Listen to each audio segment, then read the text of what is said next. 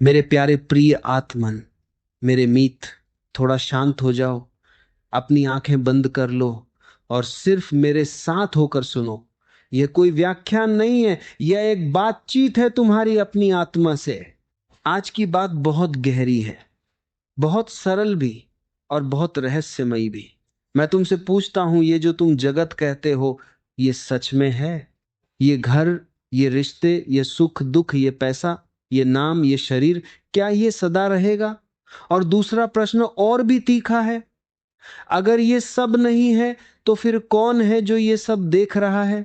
बस इसी दो प्रश्नों के बीच एक महावाक्य है, ब्रह्म सत्य, जगत मिथ्या। इसे सुनते ही ज्यादातर लोग घबरा जाते हैं।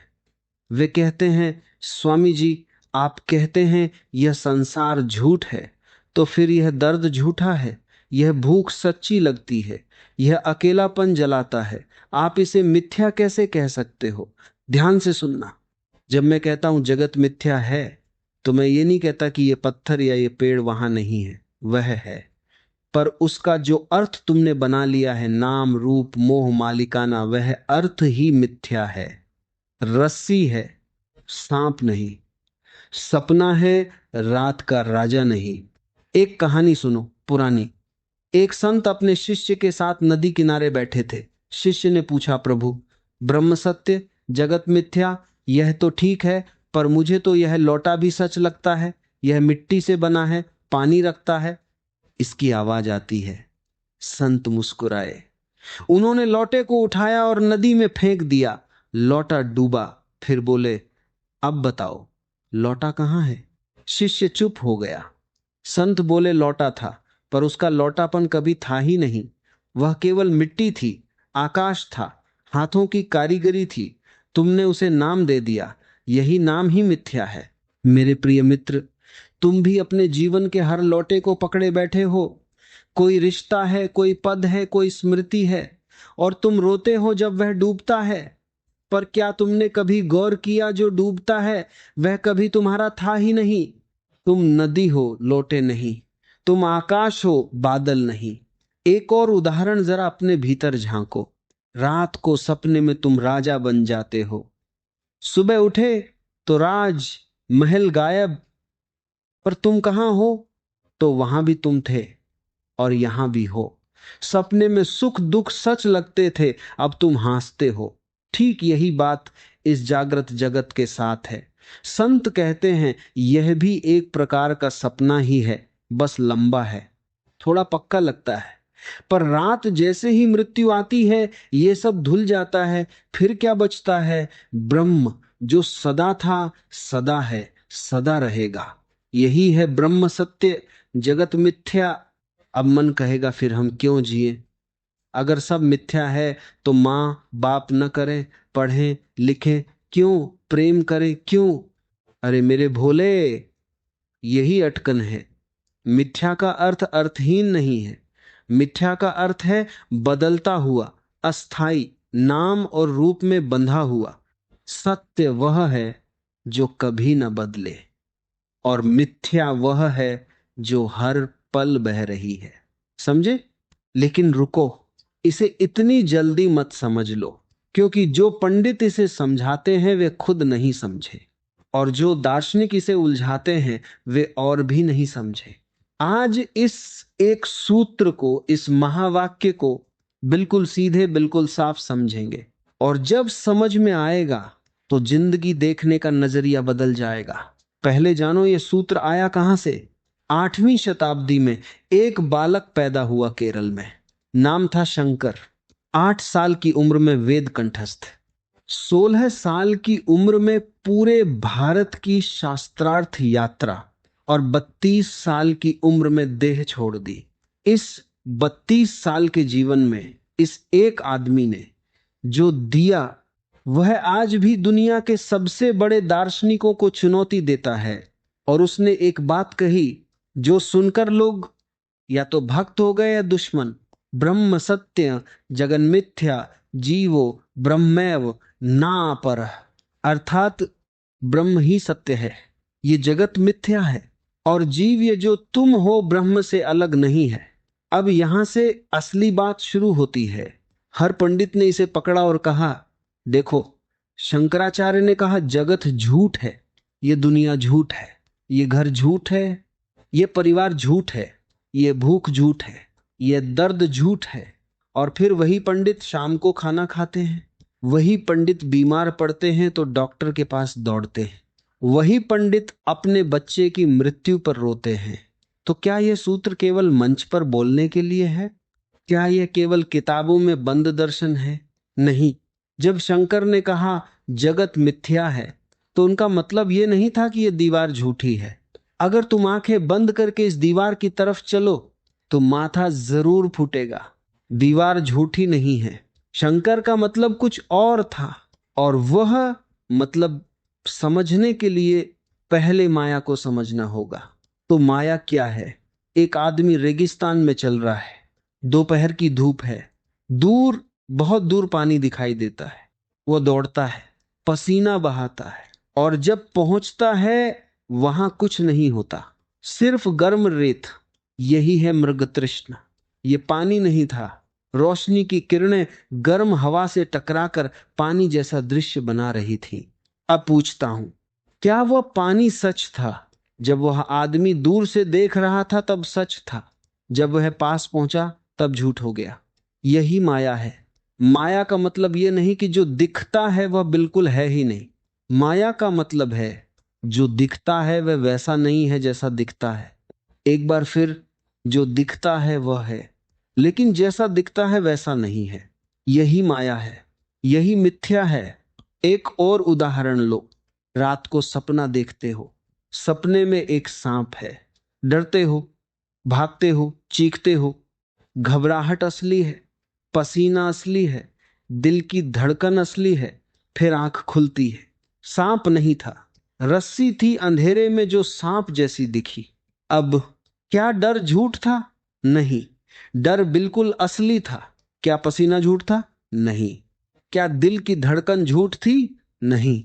लेकिन सांप, सांप मिथ्या था। तो जो अनुभव हुआ वह सच था, लेकिन जिस चीज का अनुभव हुआ वह झूठ था। यही है जगत मिथ्या। जगत का अनुभव होता है, यह सच है, लेकिन जगत जैसा दिखता है वैसा नहीं है। अब थोड़ा और गहरे चलते हैं। विज्ञान से पूछो, ये जो मेज दिखती है, ठोस, मजबूत, भारी, क्या ये सच में ऐसी है? विज्ञान कहता है नहीं। अगर इस मेज को माइक्रोस्कोप से देखो तो ये ठोस नहीं है। इसमें लाखों करोड़ों परमाणु हैं, और परमाणुओं के बीच विशाल खालीपन है। ज्यादातर हिस्सा खाली है। ये जो ठोस दिखती है ये एक इल्यूजन है। तुम्हारी आंखें इतनी सूक्ष्म नहीं हैं कि सत्य देख सके। अब बताओ, क्या यह मेज सच है? हां, एक स्तर पर सच है, लेकिन जैसी दिखती है वैसी नहीं है। यही शंकर हजारों साल पहले कह रहे थे, और आज विज्ञान भी यही कह रहा है।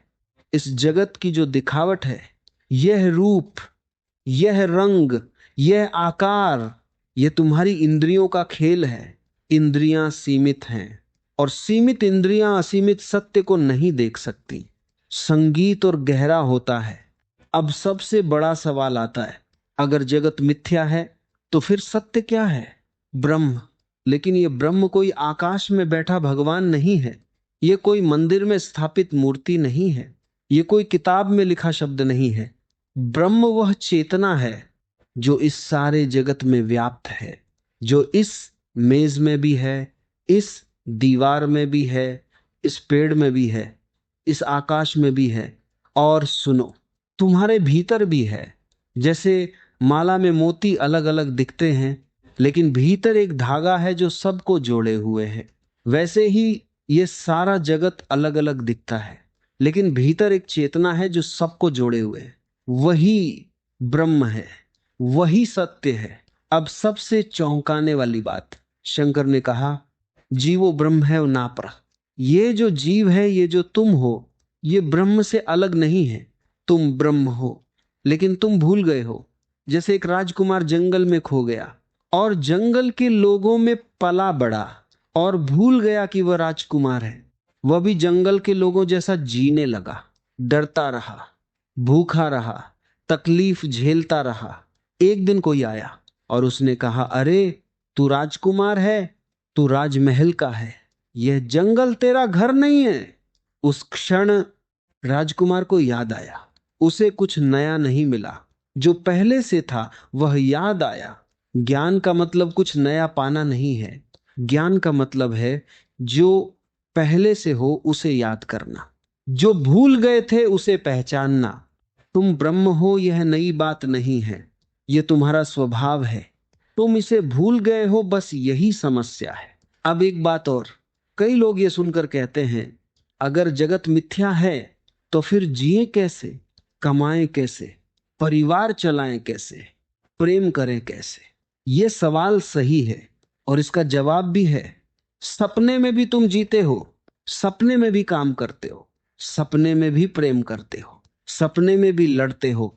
जब तक सपना चल रहा है तब तक सब कुछ करो, पूरे मन से करो, लेकिन ये जानते हुए करो कि यह सपना है। यही फर्क है एक जागे हुए इंसान में और एक सोए हुए इंसान में। सोया हुआ इंसान सपने को सच मान लेता है, इसीलिए दुखी होता है, इसीलिए चिपकता है, इसीलिए डरता है। जागा हुआ इंसान सपने में जीता है, लेकिन जानता है कि सपना है, इसीलिए वो खेलता है लेकिन बंधता नहीं, इसीलिए वो प्रेम करता है लेकिन आसक्त नहीं होता, इसीलिए वह काम करता है लेकिन फल की चिंता नहीं करता। यही गीता का कर्मयोग है, यही शंकर का अद्वैत है, यही जगत मिथ्या का असली अर्थ है। अब एक और गहरी बात, लोग पूछते हैं अगर जगत मिथ्या है तो फिर यह जगत बना क्यों, परमात्मा ने यह खेल रचा क्यों? इसका जवाब है लीला। परमात्मा खेल रहा है। जैसे एक कलाकार नाटक लिखता है और खुद उसमें अभिनय करता है, वह जानता है कि यह नाटक है, लेकिन फिर भी रोता है, हंसता है, लड़ता है। यह जगत परमात्मा का नाटक है, तुम उसके पात्र हो, और जिस दिन तुम जान लोगे कि तुम पात्र हो उस दिन तुम डायरेक्टर भी बन जाओगे। एक आखिरी बात, सत्य की कोई परिभाषा नहीं होती। सत्य को बोला नहीं कि असत्य हुआ, लाओ त्सु ने भी यही कहा, शंकर ने भी यही कहा। सत्य अनुभव है, और ये अनुभव मिलता है ध्यान में, जब सब विचार थम जाते हैं, जब मन शांत होता है, जब भीतर का शोर बंद होता है। उस शांत क्षण में तुम जानते हो कि तुम कौन हो। उस क्षण में कोई किताब नहीं चाहिए, कोई पंडित नहीं चाहिए, कोई मंदिर नहीं चाहिए। उस क्षण में सीधा अनुभव होता है, ब्रह्म सत्य है, जगत मिथ्या है और मैं, ये जो मैं हूं ब्रह्म हूं। तो मित्रों, जगत मिथ्या का मतलब ये नहीं कि जगत से भाग जाओ, जगत मिथ्या का मतलब ये नहीं कि घर छोड़ दो, जगत मिथ्या का मतलब ये नहीं कि खाना पीना बंद कर दो। जगत मिथ्या का मतलब है जगत को उसकी असली जगह पर रखो। जगत साधन है, साध्य नहीं। जगत यात्रा है, मंजिल नहीं। जगत नाटक है, सत्य नहीं। और जब ये समझ में आ जाए तब तुम इसी जगत में रहते हुए मुक्त हो जाते हो। इसी को कहते हैं जीवन मुक्त। मरने के बाद नहीं जीते जी मुक्त, यहीं इसी पल इसी जगत में रहते हुए मुक्त। यही शंकर का संदेश था, यही अद्वैत वेदांत का सार है, यही ब्रह्म सत्य। जगत मिथ्या का असली मतलब है अब जाओ और इस जगत को उत्सव की तरह जियो, जानते हुए कि यह सपना है, लेकिन खेलते हुए पूरे मन से। क्योंकि जो ये जान लेता है उसके लिए हर पल उत्सव है, हर सांस आनंद है, हर क्षण परमात्मा है। एक और उदाहरण लो जिससे तुम्हारा हृदय जुड़ जाए। तुम सिनेमा घर में बैठे हो, पर्दे पर एक कहानी चल रही है, एक प्रेमी रो रहा है, एक वीर लड़ रहा है, एक माँ अपना बच्चा खोज रही है। तुम्हारी आंखें नम हो जाती हैं, तुम भावुक हो जाते हो, तुम पर्दे को थपथपाना चाहते हो, पर्दे से कहना चाहते हो कि सब ठीक हो जाएगा। पर क्या पर्दा वास्तव में रो रहा है?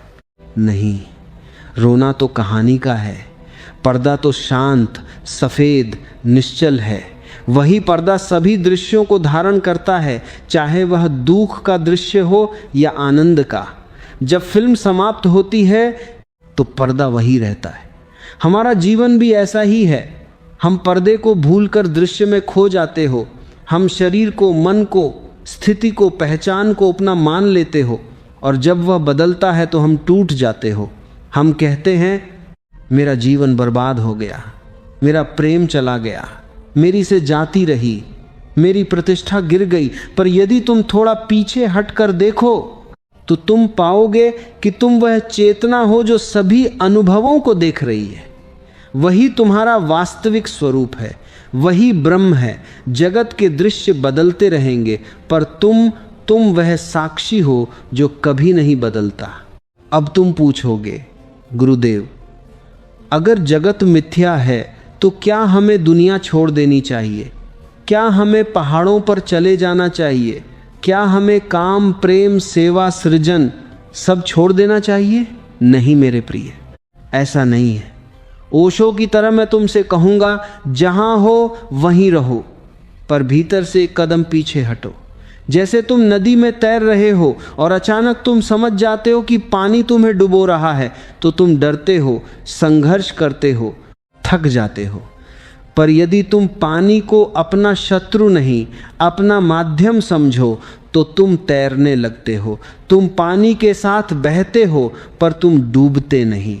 इसी प्रकार जब तुम समझोगे कि यह संसार एक नश्वर रंगमंच है, तो तुम नाटक में भाग लेना बंद नहीं करोगे। तुम बस यह समझकर भाग लोगे कि यह नाटक है, और जब नाटक है तो पात्र बनकर भी तुम साक्षी बन सकते हो। तुम कार्य करोगे, प्रेम करोगे, सृजन करोगे, सेवा करोगे, परिवार को संभालोगे, समाज के लिए कुछ करोगे, पर तुम उनमें उलझोगे नहीं। तुम उन्हें जियोगे, पर उन पर निर्भर नहीं रहोगे। तुम कहोगे यह सब हो रहा है, पर मैं वह हूँ जो इसे देख रहा है। यही तो मुक्ति है, यही तो शांति है। एक माँ के पास उसका नवजात शिशु है। उसकी माँ का प्रेम असीम है। वह रात रात जागती है, उसकी सांसों को गिनती है, उसकी मुस्कान को संजोती है, उसकी छोटी छोटी उंगलियों को अपने हाथों में लेती है। क्या यह प्रेम मिथ्या है? क्या यह संसार मिथ्या है? नहीं मेरे प्रिय, प्रेम सत्य है, पर रूप बदलता है। वही बच्चा बड़ा होता है, चलता है, दूर जाता है, शायद कभी कभार फोन करता है, शायद वर्षों तक नहीं मिलता। माँ का हृदय कभी कभी सिकुड़ता है, आंसू आते हैं। यदि माँ केवल रूप से बंधी है तो वह दुखी होगी। वह कहेगी मेरा बच्चा बदल गया, वह मुझे भूल गया। पर यदि वह उस अदृश्य बंधन को पहचानती है जो कभी टूटता नहीं, जो प्रेम है, जो चेतना है, जो जीवन की एक ही धारा है, तो वो शांत रहती है। वो जानती है कि बच्चा शरीर से दूर हो सकता है, पर आत्मा से कभी अलग नहीं होता। ब्रह्म सत्य, जगत मिथ्या, यह वाक्य उसी गहराई से निकला है। यह दुहक को मिटाने नहीं आया, यह दुहक को देखने का दृष्टिकोण बदलने आया है। जब तुम जान जाते हो कि सब कुछ बदलने वाला है, तो तुम उसे कसकर पकड़ना बंद कर देते हो, और जब तुम कसकर नहीं पकड़ते तो तुम उसे मुक्त भाव से जी पाते हो। यही तो प्रेम की परिपक्वता है, यही तो जीवन की कला है। जगत मिथ्या है क्योंकि यह अलग अलग टुकड़ों का भ्रम देता है। मैं अलग, तुम अलग, यह वृक्ष अलग, वह पहाड़ अलग, यह सफलता अलग, यह असफलता अलग, पर गहराई में सब एक ही चेतना के स्पंदन हैं। जैसे एक ही विद्युत अलग अलग बल्बों में प्रकाश बनती है। क्या प्रकाश अलग है? नहीं, विद्युत एक है। बल्ब टूट सकता है, बदल सकता है, बुझ सकता है, पर विद्युत वही रहती है। ब्रह्म वह एक चेतना है जो सभी रूपों में नाच रही है। जब तुम यह देखने लगते हो तो तुम्हारे भीतर का संघर्ष कम होने लगता है। तुम दूसरों से ईर्ष्या करना बंद कर देते हो, क्योंकि तुम जानते हो कि वही चेतना तुम में है और उसमें भी, तुम भय से मुक्त हो जाते हो, क्योंकि तुम जानते हो कि जो कभी जन्मा नहीं वह कभी मरेगा नहीं, और जो मरने वाला है वह कभी जन्मा ही नहीं था। वह केवल एक रूप था, एक क्षण था, एक लीला थी। तुम केवल उस लीला को देख रहे हो, और जब तुम देखने वाले हो तो तुम कभी हार नहीं सकते, तुम कभी खो नहीं सकते। तुम केवल बदलते हुए रूपों को देखते हो, और देखना ही तो प्रार्थना है, देखना ही तो ध्यान है, देखना ही तो मोक्ष है। तो फिर इस ज्ञान को जीवन में कैसे उतारे, कैसे जिए? मैं तुम्हें कोई नियम नहीं दूंगा, मैं केवल इतना कहूँगा, हर दिन थोड़ा समय अपने लिए निकालो, बिना शब्दों के, बिना विश्लेषण के, बस सांसों को देखो, उनके आने जाने के बीच के क्षण को पहचानो। वहाँ कोई शब्द नहीं है, कोई रूप नहीं है, केवल शांति है। वही तुम्हारा निवास है, वही ब्रह्म है। जब तुम उस शांति को थोड़ा थोड़ा पहचानने लगोगे तो धीरे धीरे तुम्हारा केंद्र बदलने लगेगा। तुम बाहर की घटनाओं पर कम और भीतर की चेतना पर अधिक टिकने लगोगे। तुम क्रोध आने पर तुरंत प्रतिक्रिया नहीं करोगे, तुम थोड़ा रुकोगे, तुम देखोगे, तुम पाओगे कि क्रोध एक लहर है और तुम वह सागर हो जो उसे धारण किए हुए है। तुम भय आने पर भागोगे नहीं, तुम बैठोगे, तुम देखोगे, तुम पाओगे कि भय एक छाया है और तुम वह प्रकाश हो जो उसे संभव बना रहा है। यह सब ज्ञान नहीं है, यह अनुभव है, और अनुभव के बिना शब्द केवल खोखले ध्वनि हैं। मेरे प्रिय, शब्द सीमा के भीतर हैं पर सत्य सीमा के पार है। मैंने जो कहा वह केवल एक संकेत है, एक उंगली है जो चांद की ओर इशारा कर रही है। तुम्हें उंगली को नहीं, चांद को देखना है। आज रात जब तुम शयन करोगे तो बस इतना करो, अपनी सांसों को देखो, उनके आने जाने के बीच के क्षण को पहचानो। वहाँ कोई शब्द नहीं है, कोई रूप नहीं है, केवल शांति है। वही तुम्हारा निवास है, वही ब्रह्म है। जगत आएगा, जगत जाएगा, रूप बनेंगे, रूप मिटेंगे, प्रेम आएगा, प्रेम बदलेगा, सुख आएगा, दुख जाएगा, पर तुम वह हो जो सबके बीच शांत बैठा है। तुम वह हो जो सब देख रहा है, और जब तुम इसे समझ लोगे तो तुम्हारे जीवन में एक अद्भुत हल्कापन आ जाएगा, भार उतर जाएगा। तुम मुस्कुराओगे बिना कारण के, क्योंकि तुम जान गए हो कि सब कुछ ठीक है, सब कुछ अपनी जगह है, और तुम वह हो जो कभी था, है और सदा रहेगा। बस इतना ही। शब्द यहाँ समाप्त होते हैं। अब तुम्हारा समय है, अब तुम्हारा मौन है। उस मौन में ही उत्तर छिपा है, उसी में सब कुछ है। तत्त सत्य, शांति शांति शांति शांति।